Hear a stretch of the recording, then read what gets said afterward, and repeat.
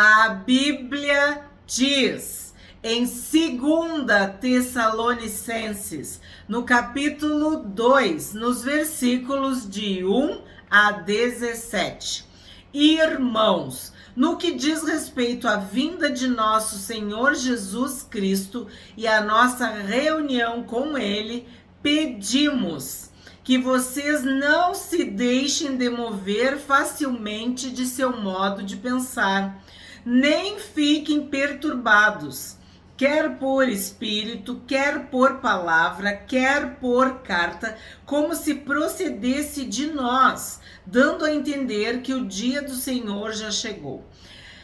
Nós estamos estudando a segunda carta de Paulo aos Tessalonicenses. Ontem nós estudamos o capítulo 1.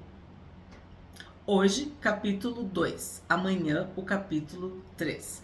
Então, é uma carta de apenas 3 capítulos. É muito fácil de ler e muito fácil de entender. Qual é o assunto principal? A segunda vinda do Senhor Jesus. Algo que alegra o coração da igreja, mas que para o mundo é um dia de juízo, de castigo. E como que a Bíblia identifica? Dia do Senhor. E aqui tá bem claro que tu não pode, porque Paulo tá falando para os Tessalonicenses, mas também para nós, também para ti, também para mim. E vocês já leram o título do vídeo, que ninguém engane vocês, que ninguém nos engane. Então olha só, não se deixem demover facilmente de seu modo de pensar, nem fiquem perturbados, quer por espírito, quer por palavra, quer por carta, como se procedesse de nós, dando a entender que o dia do Senhor já chegou. E isso sempre foi assim na história da igreja. Ah, Jesus vai voltar amanhã, Jesus vai voltar o mês que vem, Jesus vai voltar no ano tal. Então, essas profecias, essas revelações, essas palavras, desde que Jesus subiu ao céu, elas acontecem. E de tempos em tempos se levanta alguém para falar sobre isso. Mas a Bíblia é clara. Ninguém sabe o dia nem a hora, a não ser Deus, a não ser o Pai.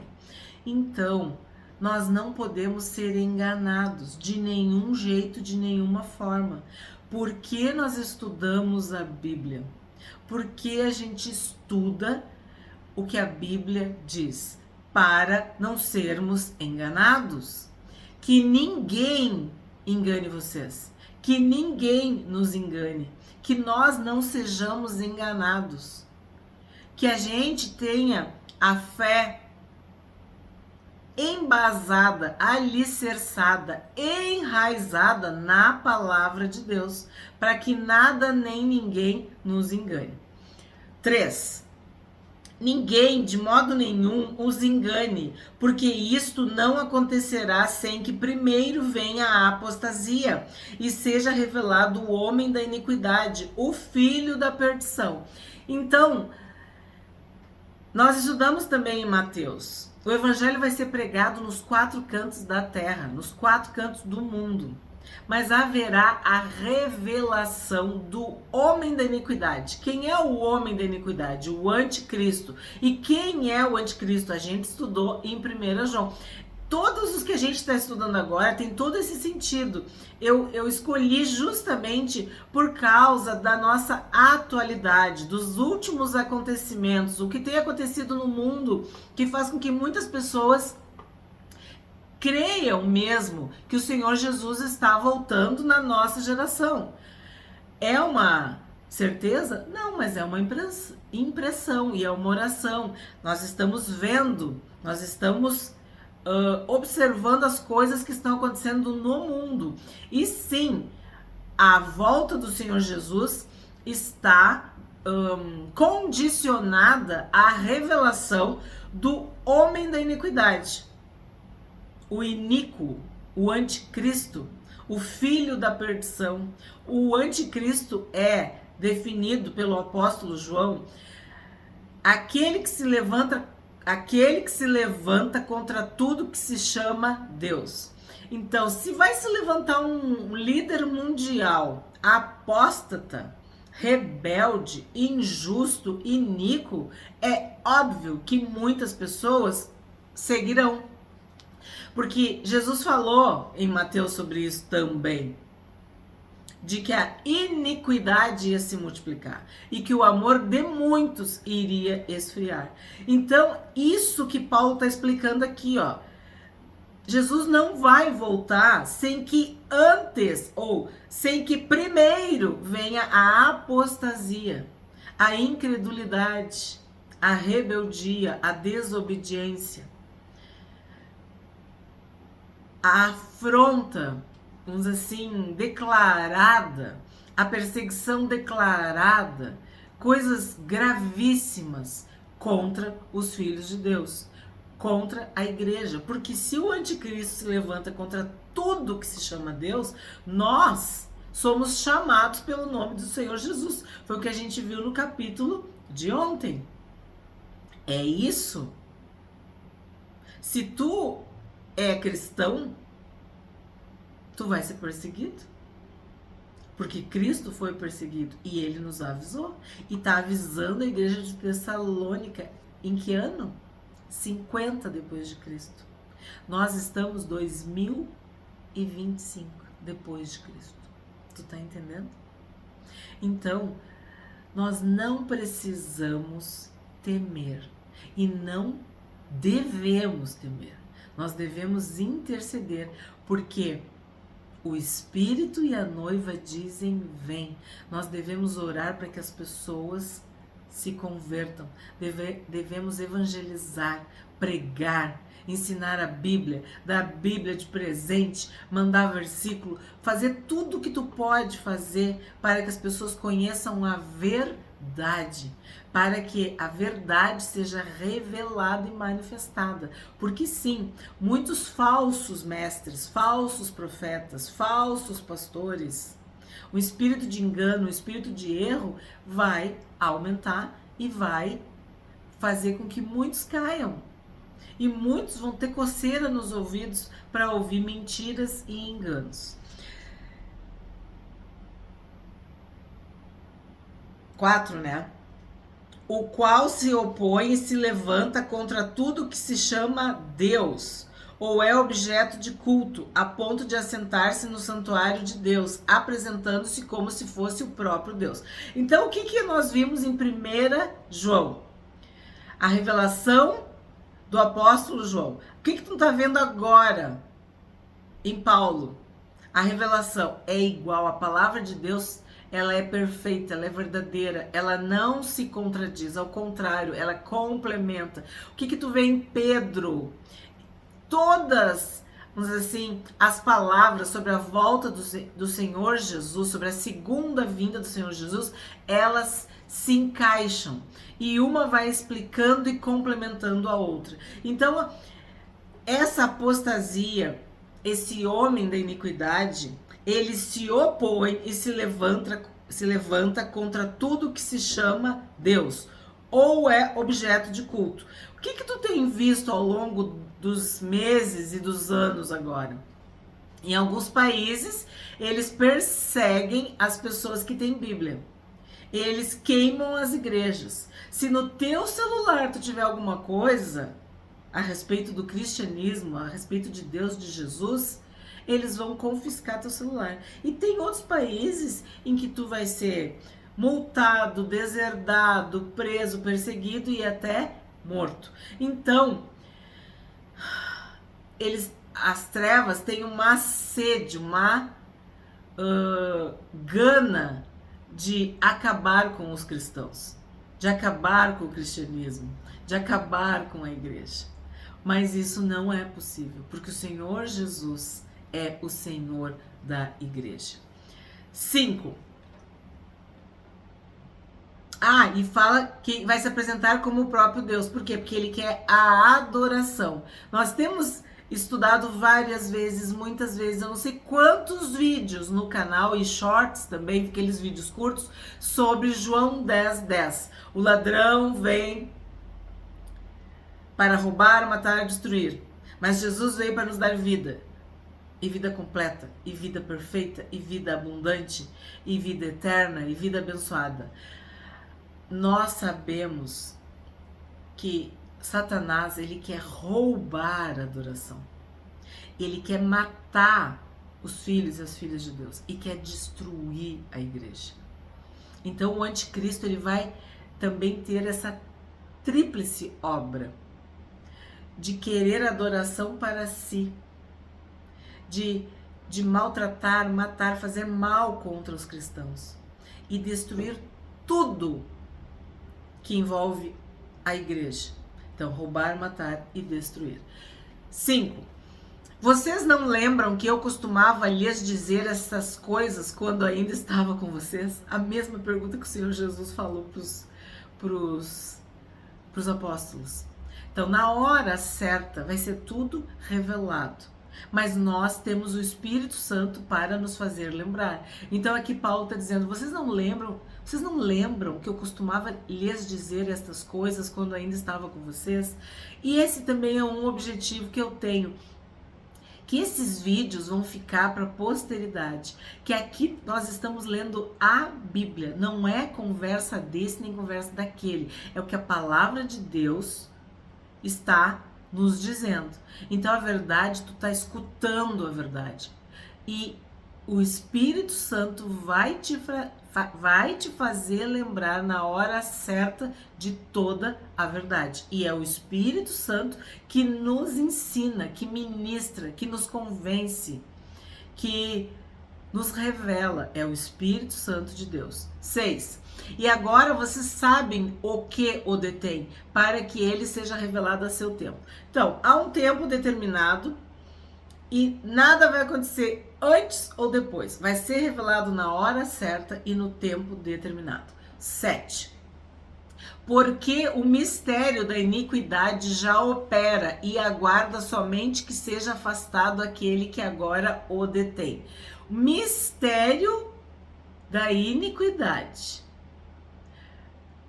Acredita-se que o anticristo já está entre nós. Muitas profecias, muitas revelações, muitas questões. Mas olha o que a palavra de Deus está falando, ó, o mistério da iniquidade. Então, há uma estratégia maligna. Tem um jogo sendo jogado, tu entende? E tudo vai acontecer paulatinamente, gradativamente. Por isso que nós temos que estar com os olhos e os ouvidos bem abertos e com o coração descansado na presença de Deus, na palavra de Deus. Nos fortalecendo diariamente para não sermos enganados. Que ninguém engane vocês. 8. Então será revelado o iníquo, a quem o Senhor Jesus matará com o sopro de sua boca e destruirá pela manifestação de sua vinda. Isso aqui já é uma figura, vamos dizer assim, do que tem no Apocalipse, né? Para tu ver como Paulo era um homem de Deus, como Paulo recebeu revelação, como ele buscou, porque depois a gente encontra... vocês que são inscritos do canal A Bíblia Diz sabem, nós já temos vídeos sobre o Apocalipse e Jesus e João, agora eu falei todo mundo, né?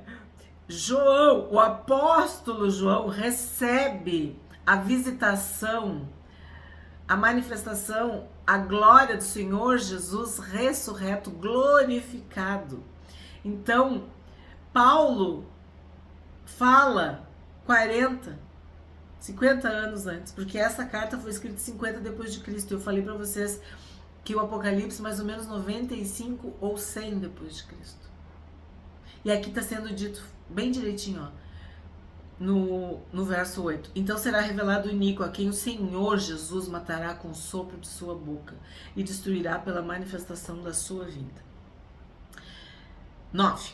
Ora, Ora, o aparecimento do iníquo é segundo a ação de Satanás, com todo o poder, sinais e prodígios da mentira, e com todo engano de injustiça aos que estão perecendo, porque não acolheram o amor da verdade para serem salvos. Foi o que a gente falou ontem, e tenho repetido. A salvação é a âncora, né? Nós temos a âncora.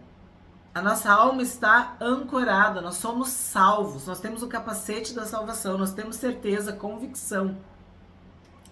Quem não tem está à deriva, está para lá e para cá. Então, o que eles estão sujeitos? A todos os sinais, prodígios da mentira, sendo enganados, sabe? Comendo a melhor comida, mas com veneno. O aparecimento do iníquo é segundo a ação de Satanás. Satanás é um mentiroso, ele é um ladrão, ele é um assassino, ele é maligno. E ele trabalha com o quê? Com a mentira, com o engano. Então aqui está bem claro, ó, poder, sinais e prodígios da mentira, com todo o engano de injustiça, aos que estão perecendo, porque eles não aceitaram o Senhor Jesus, eles não se entregaram para Jesus. Então o que eles estão sofrendo? Estão sujeitos ao quê? Ao poder da mentira, ao poder do engano, ao poder da injustiça, da maldade. 11.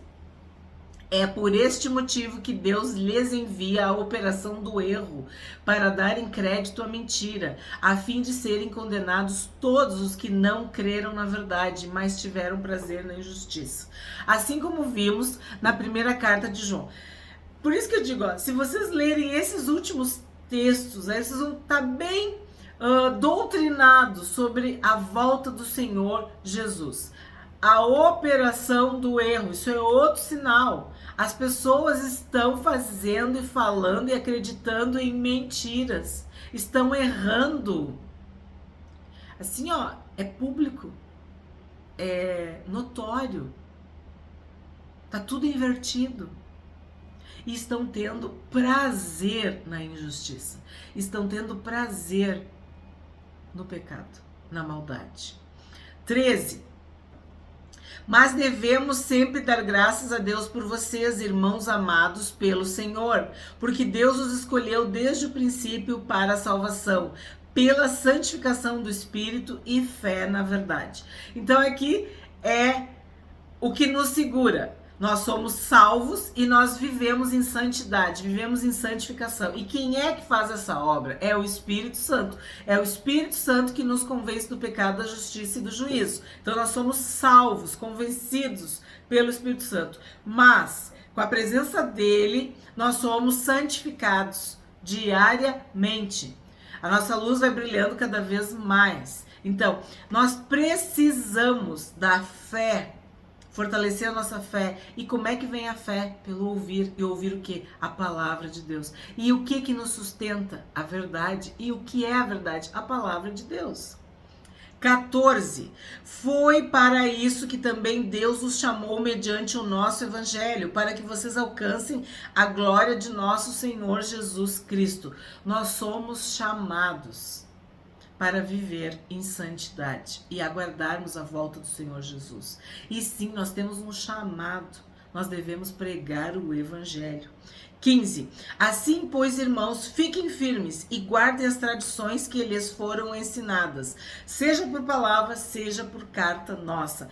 Fiquem firmes, perseverem. 16. Que o próprio Senhor Jesus, nosso Senhor e Deus, o nosso Pai, que nos amou e nos deu eterna consolação e boa esperança pela graça, console o coração de vocês e os fortaleça em toda boa obra e boa palavra. Para aguardarmos e vivermos esses dias, precisamos de amor, de esperança e da graça de Deus. E é assim que nós nos consolamos, nos confortamos. É assim que a gente fica de pé. É assim que a gente permanece firme, nos fortalecendo. Não abandonem as congregações. Tu tem que estar numa igreja bíblica. Tu tem que ler a palavra de Deus, tu tem que orar, tu tem que estar vigilante. Não deixa que nada nem ninguém te engane. Tenha a palavra de Deus como tua bússola, que norteie as tuas decisões, que norteie as tuas ações. Assim tu vai ficar firme, assim tu vai poder receber o Senhor Jesus, a segunda vinda do Senhor Jesus.